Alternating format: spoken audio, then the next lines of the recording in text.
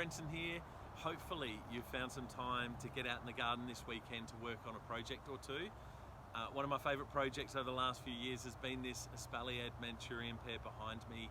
We've actually got 3 across the front of our place, and when we first put in our driveway, I chose Manchurian pears to line either side of the driveway. I really wanted a lovely entrance where you felt really enclosed and protected as you drove into the property. And so I wanted a green tunnel that as you then got to the end, there was this nearly expectation or eagerness to see what was beyond it in the garden, and then you'd head out exploring. It's been great, a great choice of plant. The only challenge has been that Manchurian pears are actually quite prone to splitting, particularly when you get strong winds. They have that horizontal growth. When you compare them to a Chanticleer or the Bradford, they're a little bit more upright.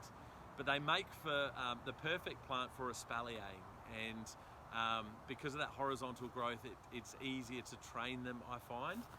I thought I'd share with you the process that I took in espaliering, and that was to start out by putting some wire on the wall for where I wanted the growth to be. In some espaliers that you see nearly the growth or the branches are offset on each side. I wanted it to be uniform, and the reason for that is I've also got another espalier on this side and another pair on that side, and I've espaliered them at the same height. And so as you step back from the house and look at the house, you'll see these lines of green during summer the whole way across that sort of break up quite an imposing stone front to this place.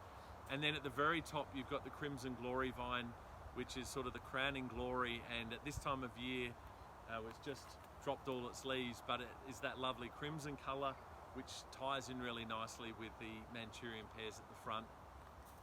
As far as the process goes, I got it in the ground and I tried to find the front or the facing for the pear that had the most buds at the right heights to sort of align with the wires that I'd put in place.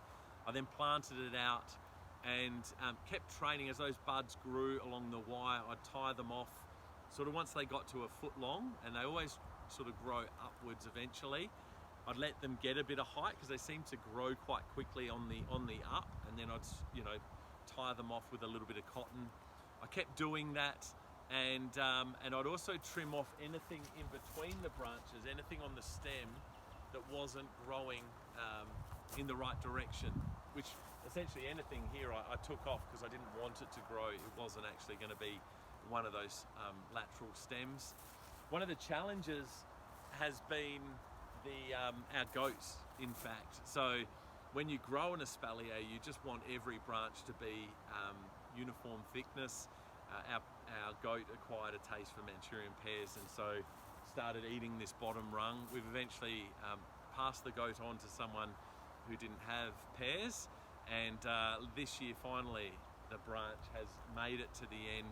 You can sort of see at the top that we have stairs that head down on both sides. There's this fan shape, and that's what I wanted the pear to do, was to be a certain width at the very top, but then to be wider down the bottom. And so that's worked really well. I've also taken off any growth from the stem that's at the back side or the house side of the branch, and so it's just spending less energy growing in the wrong direction. And I also try and keep this as a column of growth about 30 centimeters. Anything that then starts reaching up into the branch above, I try to keep trim so that you've got that nice clean definition in the plant. So hopefully that helps. Hopefully that gives you a bit of an idea. The beauty of espaliering and plants in general is that they're very forgiving. If you cut off the wrong branch, then just give it time and you can replace it.